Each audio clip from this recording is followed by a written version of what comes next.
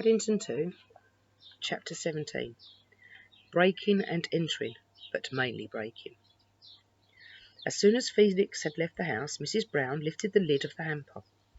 Seeing that she was truly alone, she climbed out of the straw packaging. "Oh, it was hot in there," she muttered, "and if anyone had said one more time how heavy I was."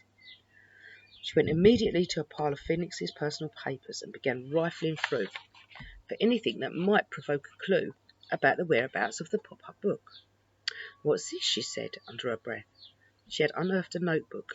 It was blank, but she could see some faint marks left by a pen. Someone had written on the previous page and torn it out, she said to herself. Thinking quickly, she took a pencil from her hair and shaded over the invisible writing. The words emerged in the grey shading. Saturday, 6:35, where all your dreams come true. What can that mean? Mrs. Brown asked herself, chewing the end of her pencil. She was deep in thought when a sharp knock at the window startled her. Mrs. Brown almost jumped out of her skin. Her hands flew to her throat and her heart clamoured in her chest.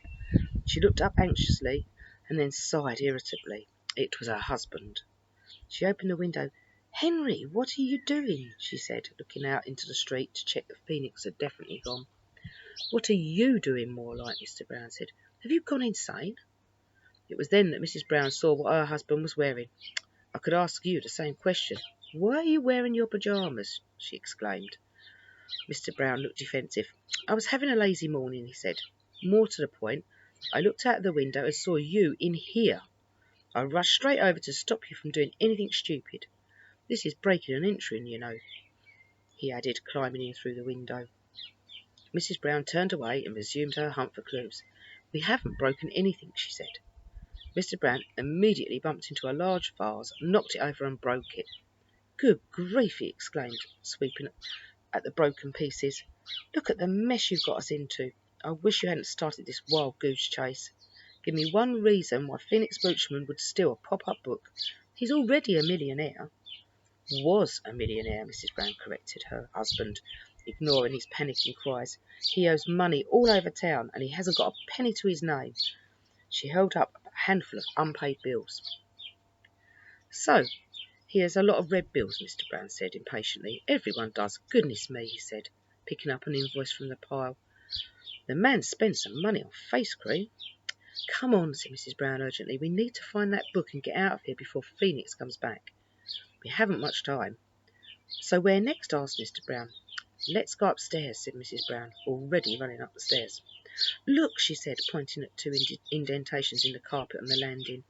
"Marks where a ladder has been." "You really have been reading too many detective novels, Mary," Mr. Brown muttered. Mrs. Brown merely smiled as she pointed at the hatch door above her head. "Give me a leg up," she said. Mr. Brown did as he was asked, with much muttering and complaining. In seconds his wife had swung open the hatch to reveal a fold-up step-ladder.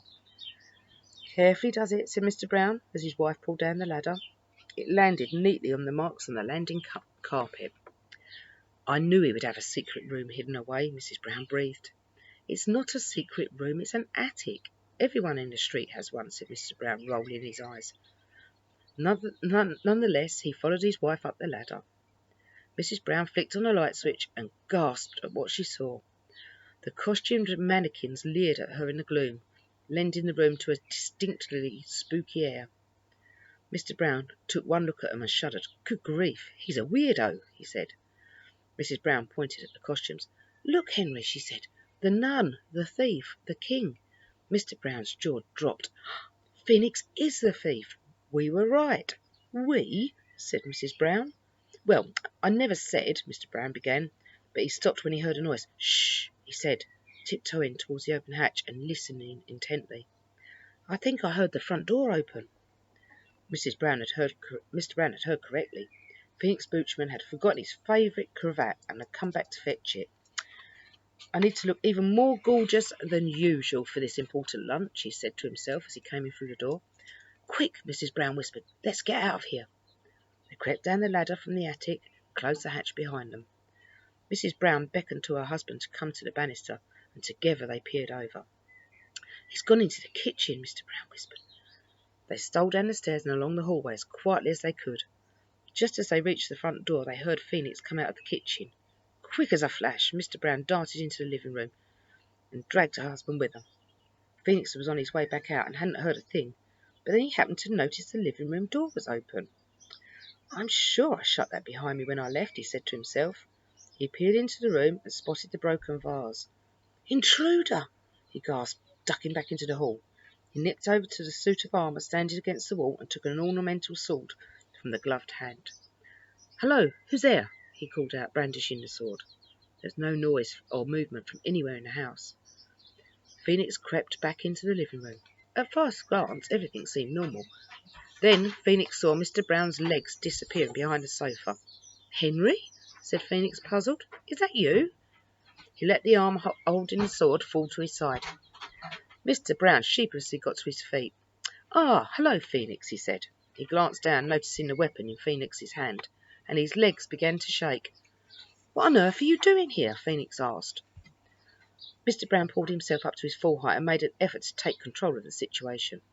"I might ask you the same thing," he said. "I live here," said Phoenix. "And Mr. Brown hesitated, looking for the right words. "Insure it," he said.